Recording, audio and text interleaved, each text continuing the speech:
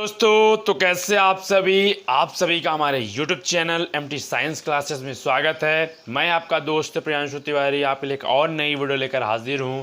तो जो फ्रेंड नए हों कृपया चैनल को सब्सक्राइब कर दें, वीडियो को लाइक कर दें और बेल आइकन को प्रेस कर दें। चलिए वीडियो स्टार्ट कर लेते हैं। आज की टॉपिक क्या होने वाली है। पिछली वीडियो तक हमने क्या आपके NCERT का जो सेकंड चैप्टर चल रहा है उसका जो विभव का जितनी भी टॉपिक्स हैं उसको हमने कवर कर लिया है। अब आगे जो संधारित्र है उसके बारे में चर्चा होगी। तो आज हमारा बेसिक टॉपिक क्या होने वाला है, संधारित्र होने वाला है। तो आप संधारित्र को पूर्णतः अच्छे तरीके से पढ़ने के लिए हमारे साथ बने रहिए और वीडियो को लाइक कर दीजिए। चलिए स्टार्ट करते हैं।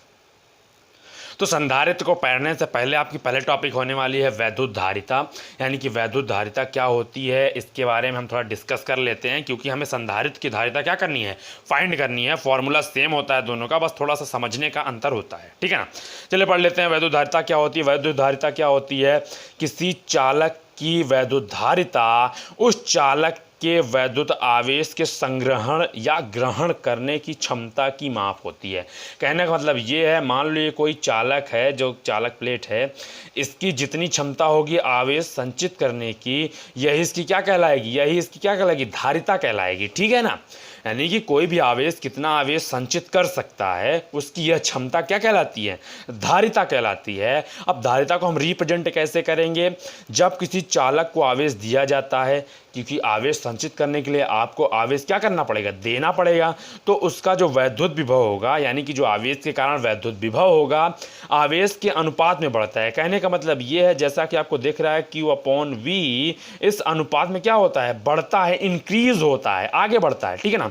यदि किसी चालक को Q आवेश देने पर, मान लो कोई ये चालक हो गया, इसको आप Q आवेश देते हो तो उस चालक का विभव V हो जाता है। तो उसका विभव V हो जाता है तो धारिता कैसे निकालोगे, धारिता V प्रोपोर्शनल Q, यानी कि जो विभव होगा वो डायरेक्ट प्रोपोर्शनल होगा किसके, Q के, यानी कि समानुपाती होगा Q के, या कह सकते हैं अनुक्रमानुपाती होगा Q के। यानी कि अगर Q की वैल्यू बढ़ाते हो तो आपकी V की वैल्यू क्या होगी, बढ़ेगी। जब ये आप समानुपाती का जो चिन्ह है उसको हटाओगे तो यहाँ पे एक नियतांक C आके जुड़ जाएगा इसके साथ, तो यही C क्या कहलाएगी, यही C धारिता कहलाती है, किसी भी चालक की वैद्युत धारिता। संधारित्र की निकालोगे तो संधारित्र की धारिता कहलाएगी, या किसी भी अन्य चालक की वैद्युत धारिता क्या कहलाती है, C कहलाती है। इतना हो गया। अब आगे हम चलते हैं, कैपेसिटर क्या होता है उसके बारे में जान लेते हैं। अब संधारित्र की आप डेफिनेशन देख सकते हो। तो कैपेसिटर क्या होता है, संधारित्र क्या होता है। संधारित्र एक ऐसी युक्ति है, कहने का मतलब ये है एक ऐसा संग्रहण, मतलब कहने का मतलब एक ऐसी युक्ति है जिससे किसी चालक के आकार को, जिसमें किसी चालक के आकार को बिना परिवर्तित किए उस पर आवेश की पर्याप्त मात्रा संचित की जा सकती है। कहने का मतलब ये है, संधारित्र का मूल कार्य क्या होता है, वह आवेश को क्या करती है, संचित करती है। अगर आपको पहला डेरिवेशन नहीं समझ में आता तो आप दूसरा डेरिवेशन डेफिनेशन देखो।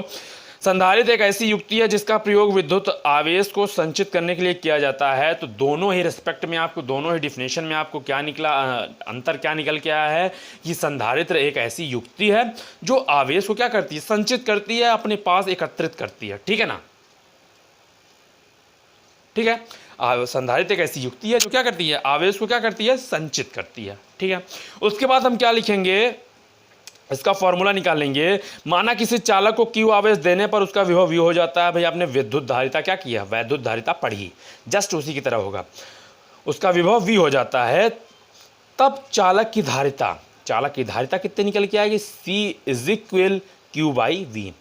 C क्या है, संधारित्र की धारिता है। इतना आप समझ गए होंगे। इतना समझ गए तो अब हम इसका क्या, जो संधारित्र C है इसका मात्रक निकालेंगे और इसकी क्या निकालेंगे, इसकी विमा निकालेंगे, ठीक है ना। चलिए इसकी मात्रक और विमा देख लेते हैं। चलिए धारिता का अब हम मात्रक और विमा निकालते हैं। धारिता का मात्रक तथा विमा, ठीक है ना। धारिता का मात्रक तथा विमा, धारिता का मात्रक तथा विमा, चलिए धारिता का मात्रक तथा विमा निकाल लेते हैं हम। इसका फॉर्मूला हमें पता है, इसका फॉर्मूला क्या होता है, C = Q/V। Q/V यानी कि संधारित्र की धारिता जो बराबर होगी किसके, आवेश के मात्रक के,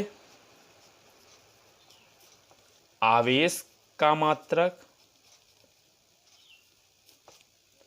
और किसके बराबर होगा, विभव का मात्रक। इतना लिख लीजिएगा, धारिता का मात्रक यहां आप लिख लेना, ठीक है ना। इतना जब हो जाएगा तो आपको पता है आवेश का मात्रक कितना होता है, कूलाम, और विभव का मात्रक वोल्ट, ठीक है ना। एक मात्रक आपका ये निकल के आएगा। इसका एसआई मात्रक क्या होता है, यानी कि धारिता का एसआई मात्रक क्या होता है, फैराड होता है। क्या होता है, इसको हम फैराड लिखते हैं, ठीक है ना, ठीक है ना। इतना लिख देंगे, ठीक है ना। एसआई मात्रक निकल गया। अब इसकी वीमा हम निकाल लेते हैं, इसकी वीमा हम निकाल लेते हैं। तो वीमा निकालेंगे तो वीमा कैसे निकालेंगे कि धारिता की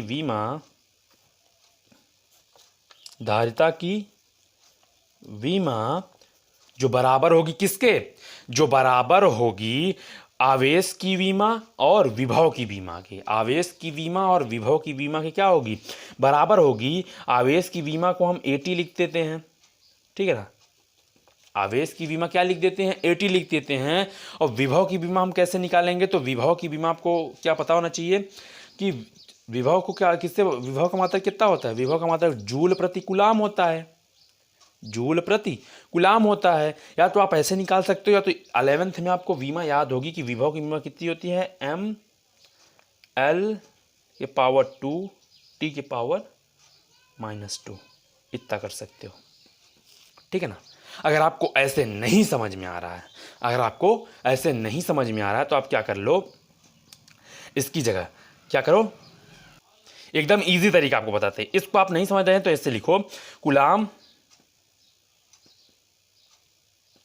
और आप जब इसको खोल दोगे, विभव को खोल दोगे, तो जूल प्रति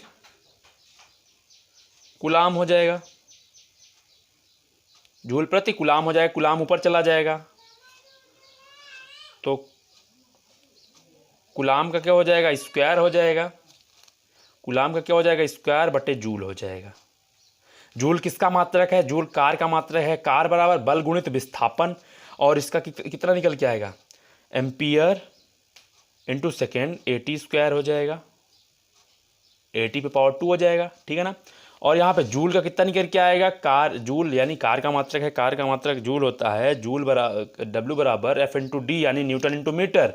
तो न्यूटन बल का मात्रक ml t पावर -2 वीमा होती है, इंटू L की वीमा कितनी, इसको आप एरेस कर दो, इसको आप सिंपल देखो, L कर दो ऐसे, क्योंकि आप जूल कार का मात्रक होता है। कार्य बराबर कितना होता है, बल गुणित विस्थापन, यानी कि बल का मात्रक इतना, विस्थापन इतना, ठीक है ना। बल इतना और विस्थापन कितना हो जाएगा, इतना हो जाएगा। फिर उसके बाद आप क्या करोगे, ऊपर नीचे ले जाके सॉल्व जब इसको करोगे तो आपकी वीमा कितनी निकल के आएगी, m इनवर्स m पे पावर -1, L पे पावर -2, T पे पावर 4 प्लस का, और A पे पावर +2। ये निकल के आई आपकी क्या, संधारित्र की धारिता की वीमा, ठीक है ना। मैं आशा करता हूँ आपको ये वीडियो पसंद आई होगी। अगर वीडियो पसंद आई है तो कृपया वीडियो को लाइक कर दें, चैनल को सब्सक्राइब कर दें और बेल आइकन को प्रेस कर दें, और अपने दोस्तों के पास ज़्यादा मात्रा में शेयर करें। अगर आपको कुछ समझ में नहीं आ रहा है तो कमेंट सेक्शन में मुझे कमेंट करके पूछ सकते हैं। धन्यवाद।